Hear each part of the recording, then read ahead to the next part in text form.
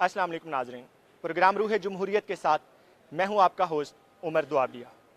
नाज़रीन, हम बच्चों को तालीम दिलाएंगे, सेहत की सहूलियात की फराहमी को यकीनी बनाएंगे, बैरूनी कर्ज़ों से निजात दिलाएंगे, करप्शन फ्री पाकिस्तान बनाएंगे और इंसाफ की अदालतों में इंसाफ का इस्लामी जमहूरिया पाकिस्तान के अंदर बोलबाला होगा। ये चंद एक चीदा चीदा निकात थे जो कि खान साहब ने 29 अप्रैल 2018 को द ग्रेटर इकबाल पार्क में दिए।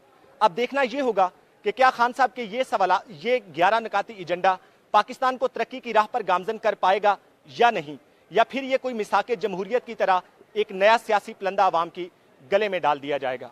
इन तमाम तर सवालात पर बात करेंगे। आज हमारे साथ वकला कम्युनिटी की सीनियर क़यादत हमारे साथ मौजूद है। आइए देखते हैं कि वकला बरादरी खान साहब के इन 11 निकाती एजेंडे को किस नज़र से देखती है। अस्सलाम वालेकुम मैम, सबसे पहले तो अपना नाम बताइएगा, अपना तारुफ करवाइएगा और उसके बाद आप बताइएगा कि खान साहब के क्या ये 11 निकाती जो एजेंडा है ये पाकिस्तान की नेशन को तरक्की की राह पर गामजन कर पाएगा या फिर ये एक नया सियासी पलंदा साबित होगा। बिस्मिल्लाहिर्रहमानिर्रहीम। मैं शबनम बानो एडवोकेट हूँ, फाइनेंस सेक्रेटरी लाहौर बार हूँ, लाहौर बार एसोसिएशन हूँ। जहाँ तक बात है इस एजेंडे की, माशाल्लाह एजेंडा तो उन्होंने बहुत अच्छा दिया है।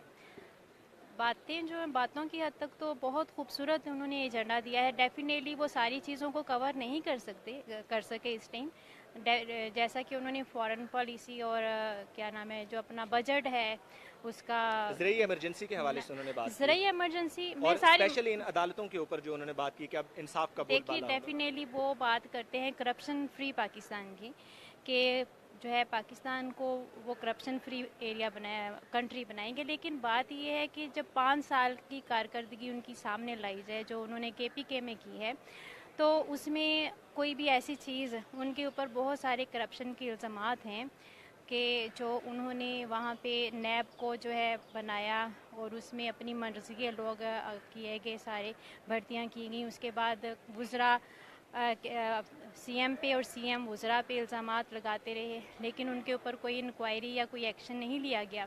और अब जो उन्होंने 20 सेनेटर्स को अपने को फारिग किया है, PTI के सेनेटर्स कह रही हूँ जो उनके मेंबर्स हैं, उनको भी उन्होंने इसी बुनियाद के ऊपर बिल्कुल उनको इंसाफ नहीं दिया। और कहने में यही आ रहा है कि उन्होंने उन्हीं को फारिग किया है, मोस्टली जो ना तो PTI के थे और 4-5 वो ऐसे हैं जो उनके ख़िलाफ़ और CM के ख़िलाफ़ जो है करप्शन के इल्ज़ामात लगा चुके हैं। मैम इसकी बात करते हैं, मुझे कंप्लीट करने दें। जब आप जस्टिस की बात करते हैं, जैसा कि उन्होंने एक एजेंडा दिया कि वो जस्टिस की बात करते हैं, उन्होंने पार्टी के जो रूल्स हैं उनको एक प्रेस कॉन्फ्रेंस करके निकाल देना मियरली काफ़ी नहीं होता। उसमें बिल्कुल डेफिनेटली नहीं, उसमें बिल्कुल डेफिनेटली एक प्रोसीजर होता है हर पार्टी का, उन्होंने वो अडॉप्ट नहीं किया। ये तो बाद की बातें हैं। लेकिन जहाँ तक हम 11 पॉइंट के जो उनके एजेंडे की बात करते हैं, एग्रीकल्चर में उन्होंने सबसे पहले एजुकेशन दी है। उन्होंने जिसके एजुकेशन पे वो बहुत एम्फेसाइज करते हैं। एजुकेशन एक डेफिनेटली एजुकेशन के बगैर तो कोई भी कंट्री, लेकिन वो बात करते हैं कि हम जो प्राइवेट स्कूल हैं उनकी बजाय हम सरकारी स्कूलों को जो है वो प्राइवेट के लेवल पे लेकर आएंगे। उन्होंने इन 5 सालों में कोई यूनिवर्सिटी KPK में ना ही तो उनको अपग्रेडेशन की है, ना उनके VCs लगाए गए हैं, ना उनके मीन्स आप उनका इंफ्रास्ट्रक्चर देख रहे हैं, वो नहीं हुआ। हमें कोई ऐसा रोल मॉडल नज़र नहीं आ रहा। चलें हम उनको छोड़ देते हैं। बातों की हद तक ये उनके 11 पॉइंट बहुत अच्छे हैं। बाकी एग्रीकल्चर की बात करते हैं, उन्होंने कहा कि हमने पता नहीं कुछ करोड़ जो है 300 करोड़ आई थी उन्होंने दरख्त लगाए हैं, लेकिन उसके ऊपर भी अब आप देख लें 1 अरब 10 लाख उन्होंने फिगर बताया और ये सर्वेज बता रहे हैं कि ये वाकई लगे भी हैं।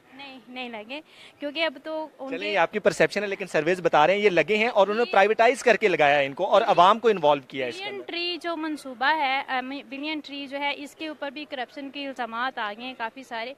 उनके ऊपर भी शायद नैब में कुछ रेफरेंसेस चलने वाले हैं। तो जितने कहेंगे उतने नहीं लगाए गए। चलें, अच्छी बात है, जितने भी लगाए गए ये बहुत अच्छी चीज़ है कि उन्होंने किया है। उसके बाद उनका आ जाता है जनाब के 1000 से ज़्यादा 10,000 से ज़्यादा शायद बच्चों को हमने जो है प्राइवेट स्कूलों से उठा के सरकारी स्कूलों में डाला है। ये भी अच्छी चीज़ है। उसके अलावा जो उन्होंने एजेंडा दिया है, आपके नज़दीक ये 11 निकाती जो एजेंडा दिया है ये एक बेसिक लेवल के बिल्कुल आइडियल पाकिस्तान बनाने में नाकाम रहेंगे आपके नहीं, ऐसा कुछ भी नहीं है।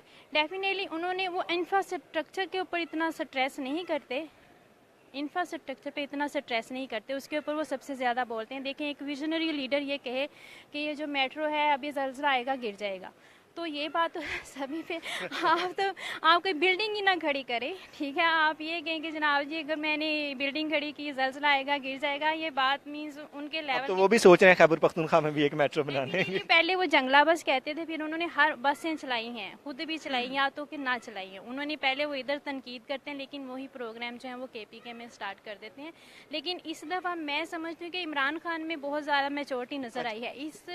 इस दफ़ा जो लाहौर में था, ये एक उनका जो है स्टांस था, उनका जो गुड जेस्चर था, और उन्होंने ये बड़ी लगता था कि अब वो जो है ना थोड़ा सा मैच्योर होते जा रहे हैं, और इंशाल्लाह अगर वो आते हैं तो उम्मीद है कि ये डिलीवर करने में, वैसे जो उन्होंने अपनी टीम इकट्ठी की है।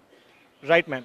अरे सर बताइएगा, हमारे साथ एक और मेंबर हैं यहाँ पर लाहौर हाई कोर्ट में इस वक्त मौजूद हैं। आप बताइएगा, क्या आपको लगता है कि ये जो 11 निकाती एजेंडा था, या इसके अलावा जो आपकी 29 अप्रैल की जो खान साहब की बॉडी लैंग्वेज थी, या उनकी जो 1.5 घंटे की तकरीर थी, क्या वो नेशन को जगाने में कामयाब रहे हैं या नहीं, या वो इलेक्शन 2018 में कोई मुख्तलिफ रिजल्ट्स दे पाएंगे या नहीं? बिस्मिल्लाहिर्रहमानिर्रहीम। मैं वकला बरादरी का पॉइंट ऑफ व्यू भी दीजिए। हाफिज़ अल्लाह यार Sipra, advocate high court sitting finance secretary, आपका बहुत शुक्रिया कि आपने इस पॉइंट्स पे जो है वकला बिरादरी को भी ऑन बोर्ड करने की कोशिश की और उनके भी पॉइंट्स जो हैं वो आपने व्यू लेना चाहा है। बात यह है कि चूँकि अब जो उन्होंने इस वक्त ये 11 नुकाती एजेंडा दिया है ना, ये बहुत अच्छा उन्होंने दिया है, लेकिन बात यह है कि चूँकि इलेक्शन का मौसम आ रहा है, तो जब इलेक्शन का मौसम करीब आता है उस वक्त इस अंदाज में मंशूर पेश किया जाता है कि शायद वो तारीख में भी ना मिले। तो चूँकि जब ये 23 मार्च पहली मरतबा आ रहे हैं वो इलेक्शन में इस हालत के साथ, इतनी स्पीड के साथ, कि अब हालात ऐसे बनते जा रहे हैं। 23 मार्च 1940 को भी जब ये करारदाद पाकिस्तान आई थी तो अल्लाह ताला ने उस वक्त भी उसको कामयाबी दी, अल्टीमेटली पाकिस्तान बन गया, अल्लाह ने बना दिया। तो जो इस वक्त खान साहब ने ये पॉइंट्स दिए हैं वेरी अप्रिशिएटेबल हैं, इसमें कोई बात दूसरी नहीं है कि जो दिए गए पॉइंट्स हैं बिल्कुल मैं उनको सेकंड करता हूँ, ये उनके अच्छे पॉइंट्स हैं, ये पाकिस्तान की बेहतरी के लिए हैं, पाकिस्तान की डेवलपमेंट के लिए।